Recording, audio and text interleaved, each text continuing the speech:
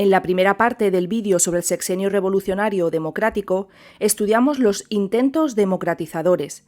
En esta segunda parte vamos a estudiar de la revolución al ensayo republicano.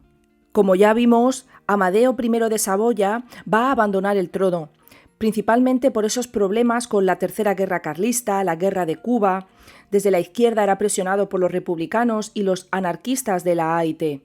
El 11 de febrero de 1873, el proceso democrático y España se encontraban en un callejón sin salida. El establecimiento de la República se convirtió en esa solución de urgencia pactada entre el presidente de gobierno en ese momento, Ruiz Zorrilla, líder de los progresistas radicales, y los diputados republicanos. Desde el minuto 1 se trató de un régimen sin apoyos, porque la paradoja era que unas cortes monárquicas habían aprobado y votado la instauración de una república. De ahí que se diga que se trató de una república sin republicanos. Por tanto, los republicanos tuvieron que organizar un régimen desde arriba, porque carecían de ese movimiento o apoyos en la sociedad española.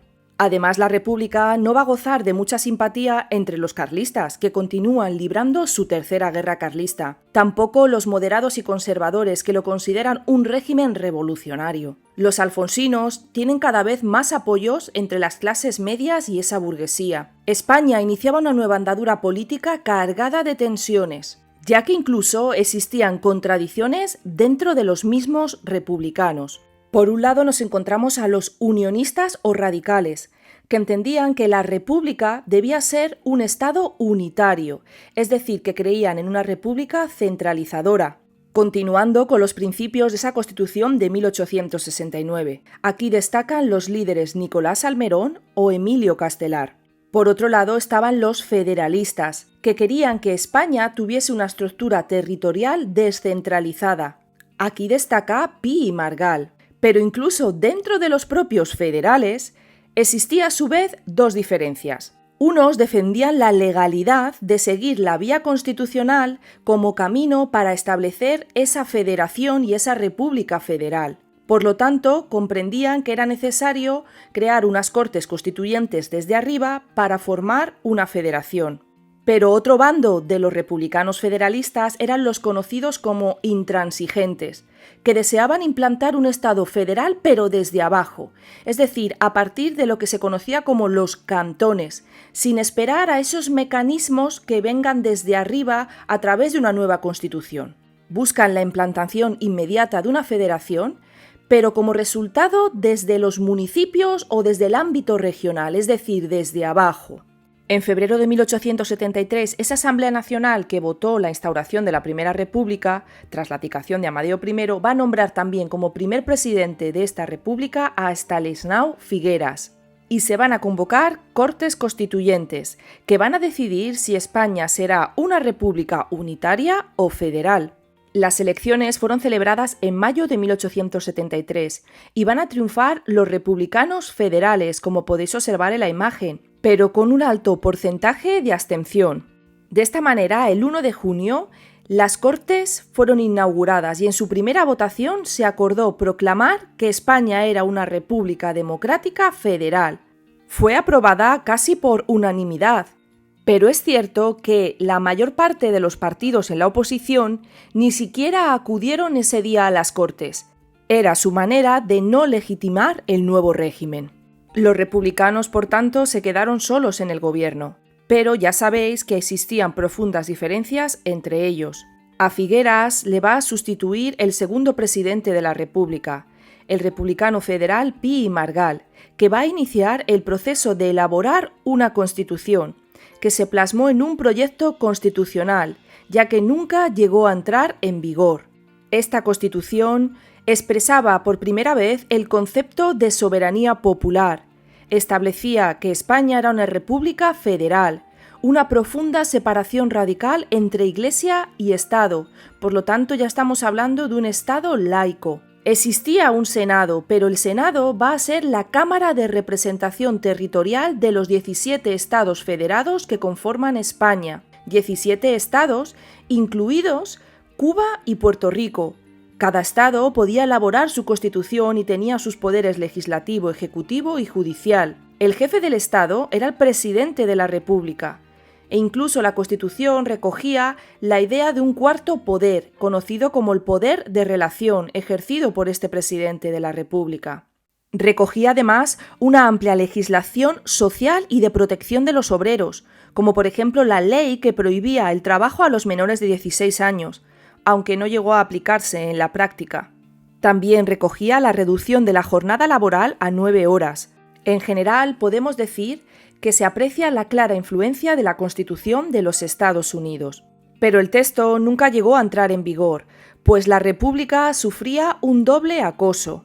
Por un lado, se intensificaron los conflictos que preexistían de la época de Amadeo, como la Guerra Carlista o la sublevación de Cuba, también esos sectores de la Internacional Obrera y el anarquismo, y también la creciente oposición de los Borbones, liderados ahora por Antonio Cánovas del Castillo. Pero no os olvidéis que dentro de los propios republicanos existía el bando de los intransigentes, que impulsaron a partir del verano de 1873 un movimiento federalista espontáneo que pretendía establecer de manera inmediata y directa un Estado federal, pero basados en el cantonalismo. Se van a formar cantones, es decir, municipios, ayuntamientos autónomos, independientes, en Levante, Murcia y Andalucía.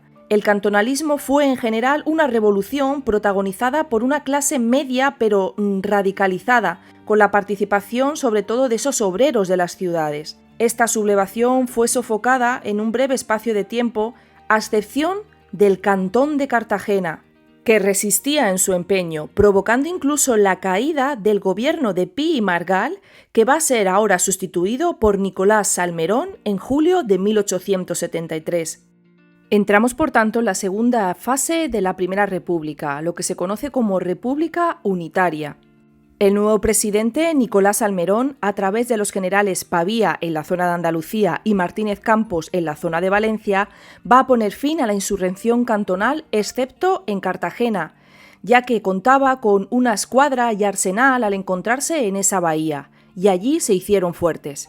Los problemas del cantonalismo, junto con problemas de conciencia, hicieron dimitir a Nicolás Salmerón, y va a ser Emilio Castelar el nuevo presidente de la República, y estaba dispuesto a seguir profundizando en la vía del restablecimiento del orden.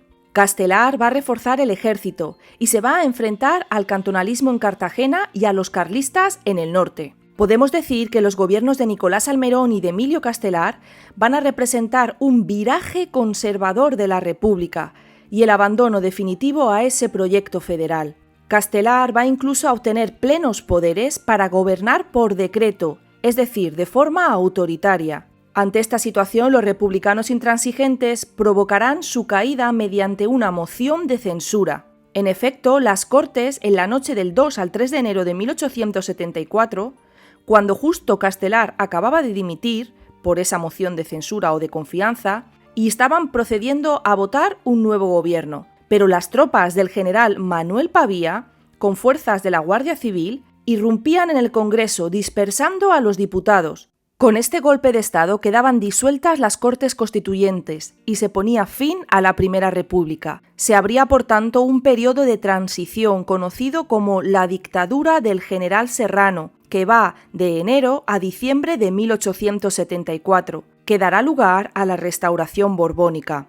Aunque conozcamos a este periodo como la dictadura de Serrano, formalmente continuaba existiendo en España un régimen republicano, pero sin constitución en vigor, porque la de 1873 no se aprobó y la de 1869 estaba en suspenso. Las Cortes estaban clausuradas, y en estos meses se va a consolidar la conspiración alfonsina entre las élites económicas, nobiliarias y militares del país, con el apoyo de Antonio Cánovas del Castillo. Antonio Cánovas del Castillo va a redactar el manifiesto de Sanjurj, que va a ser entregado al príncipe, y anunciaba la disponibilidad para volver a España respetando un régimen constitucional. El 29 de diciembre de 1874, el general Arsenio Martínez Campos dio un golpe de Estado en Sagunto y va a proclamar al príncipe Alfonso como rey de España. Los Borbones volvían al trono 6 años después de la salida de Isabel II. Y se daba inicio al periodo conocido como la Restauración.